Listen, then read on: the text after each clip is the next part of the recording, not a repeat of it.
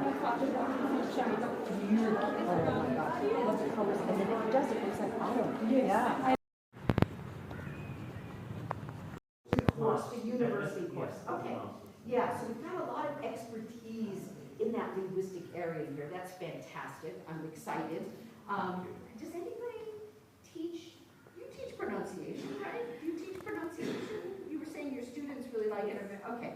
You teach it. Okay. Anybody else teach it? Yeah, what do you teach? The sense of what is working with you as well. And I'm hoping that during our sessions, you can also include some other things that come to mind, you as a learner or you as a teacher can share with us. Okay, so why teach pronunciation? Should we? Is it useful? I'm getting some nods, okay. Getting some nods. It can be humiliating, embarrassing, and non-motivating. Should never be that. It should be fun, relaxing, with small successes for your students. And motivation to go out and learn on your own too. And yeah, it's fun if you do it well. I believe these things. Okay. It's my favorite thing to teach. I love it. Okay. Any other reasons to teach pronunciation?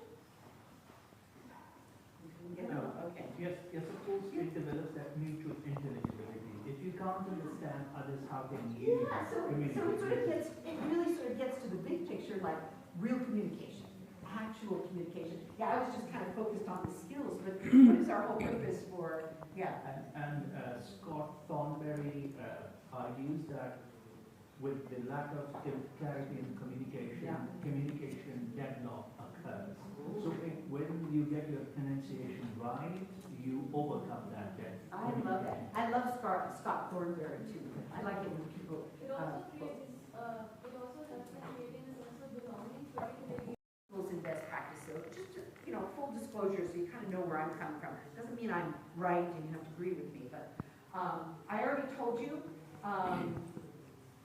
that I think you do not have to be a native speaker. You don't even have to be a near native speaker of a language.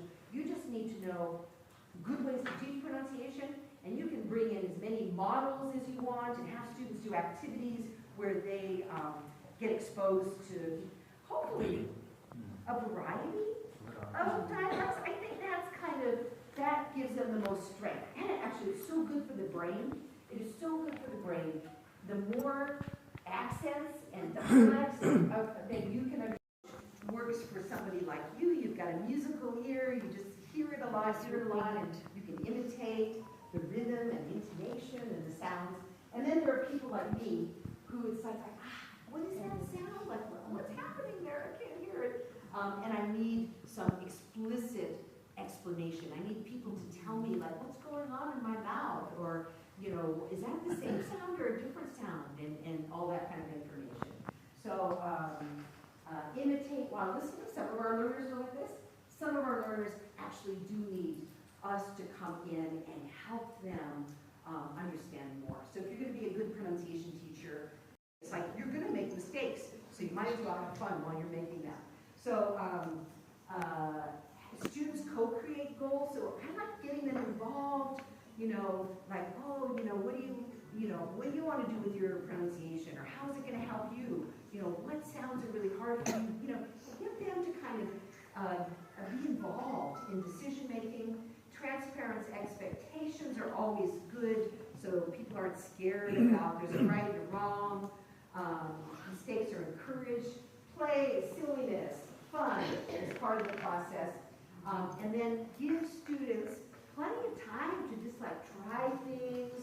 It takes a while to change muscles and get the brain to talk to the body. And so everybody needs to be patient, relaxed, and understand that it takes a long, long time to make changes in pronunciation. I always tell my learners, I say, oh, look, we're doing these cool things in class, and you're, doing all these things, and I said, your pronunciation is not going to change unless you go home and you practice it every day, or almost every day. Just, 50 minutes in class, that's not going to change anything. It'll raise awareness. We have to practice. So allow plenty of time for that. Okay, question for you.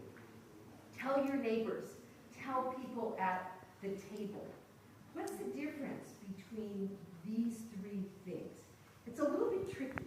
They claim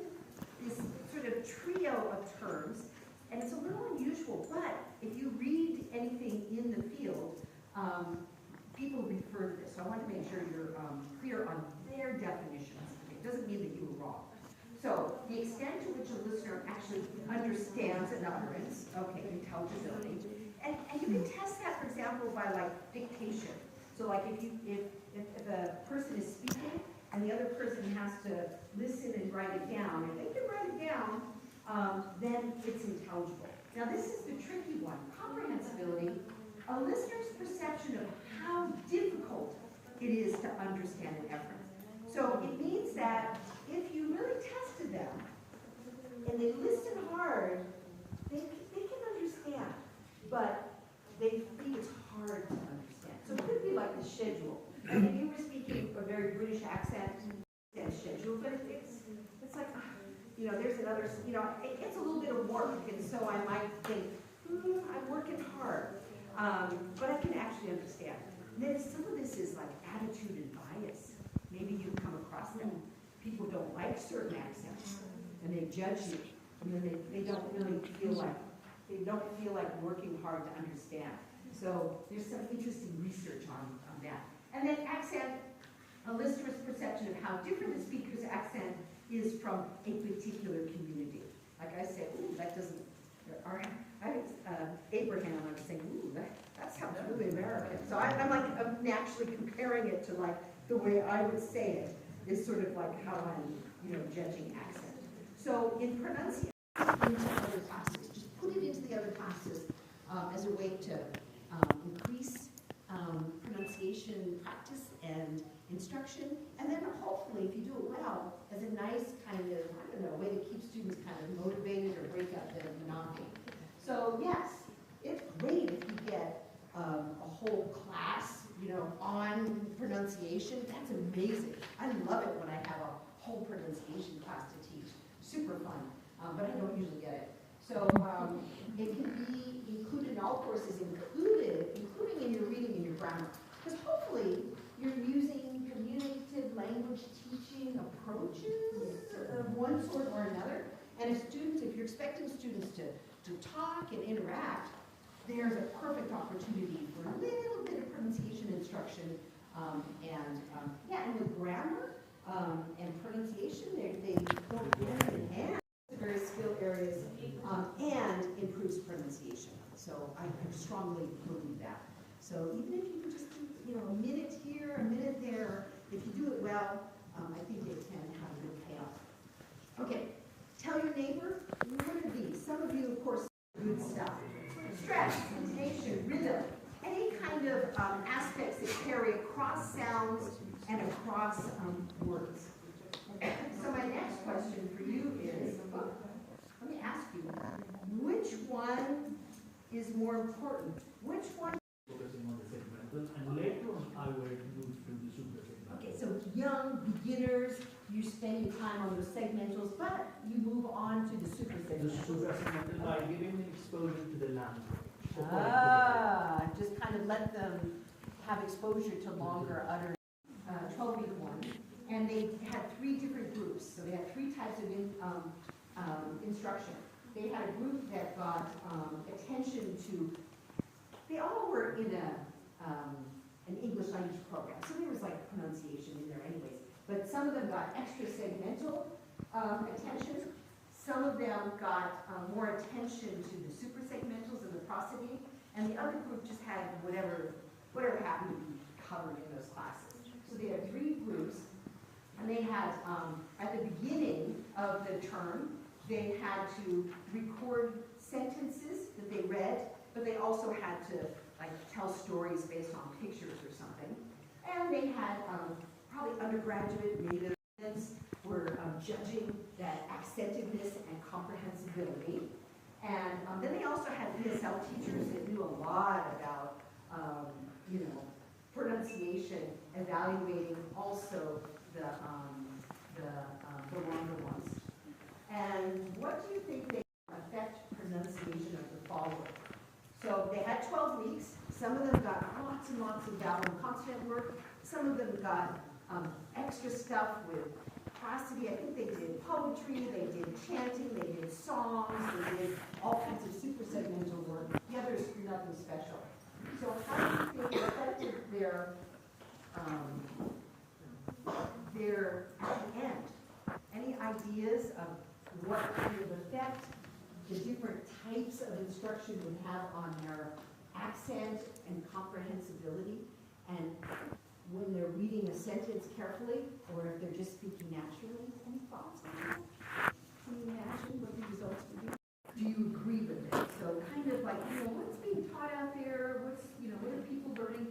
What are the materials? What are the materials that teachers are using teaching? And then what are the pronunciation features that you want students here in the various contexts in Pakistan? What are the challenges with them? Because you don't need to teach everything about everything. You need to target the parts that are really important and that connect most close to intelligibility and comprehensibility. That's what we're doing. So I want you to just think about this. I'm going to ask for some answers a little bit later. But while you're thinking about your own context here, let me just share with you some other examples of what people are focusing on. We'll call it pronunciation curriculum and what they're prioritizing. This is the book that I use when I'm teaching at University of Oregon. One book, it's got everything you could ever need, and my students work really hard in it. So I'll mention it a few times. But Judy Gilbert, quite famous in the American field of teaching pronunciation, she was the first one who came out with a textbook that focused on supersegmentals. In the past, audiolingual method was all vowels and consonants, and then she came out with a textbook decades ago that was all about sentence stress and intonation. So she's quite famous. Jennifer Jenkins is a, what do you want to say? She's quite critical. She gets very angry at American teachers, American pronunciation teachers. She says, nah, nobody wants to sound like an American. So she's like a rabble-rouser. I find her really interesting. I don't always agree with her, but she focuses on English as an international language, as a lingua franca. Break away from those traditions of particular varieties. Just focus on like how do people need to use English to talk to other people who need to use English. Okay, so Judy Gilbert, she came out with early books on how to teach it. This is what her belief is about what should be taught. She thinks core vowels and their spellings are really important. Okay? Remember, she's not talking about Pakistani students. She's kind of generally just talking about people in America and who learn English. Consonants, linking between words. So she likes it when people link between words. Actually, it's because it helps you not drop final sounds. If you're forced to link them, it helps you pronounce final sounds. Number of syllables. Okay, that's already mentioned here. Word stress, already mentioned here. Prominence. So within a sentence or a question, which dark L that's in the final, Americans, like a word like ball, B-A-L-L, the L gets washed in the mouth. Ball. You don't say ball, you say ball. Just don't teach that stuff. She says aspiration. Teaching. She says lengthening of vowels. Teaching. I agree with those. Consonant clusters and how to reduce or not reduce these. So for example, asked, she says teach them that you don't have to pronounce all those consonants. Tense and lifestyle distinction, she calls them long and short. That's something that really irritates me. Don't say long and short vowels to me. It really irritates me. I find that really false. I use tense and vowel, long and short. Don't say E is long and I is short, because technically they both have long and short versions. So that bothers me. Prominence. Okay, so that's Jennifer Jenkins. And then I'm going to introduce one of his colleagues at University of Oregon who are pronunciation nerds like me. Shar Hyden. Oh, where's her picture? Wait, there she is. Okay, that's Shar. This is what she teaches when she gets a pronunciation class or oral skills. She starts with her consonants and vowels. She teaches IPA. What is IPA? International Phonetic Alphabet. She teaches it to her learners. Sentence stress and rhythm, sentence focus, contrastive stress, intonation, rising, falling. So she starts with a little bit of segmentals, and then she just really goes for all the super segmentals. So that's sharp.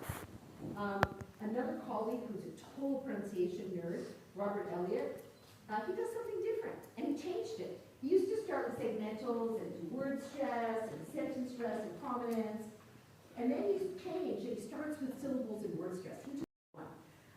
And then more super and endings, little linking, little thought group, little reductions, and then I'd say at the very end I'd work on like some difficult ones. I used to do that, but I changed.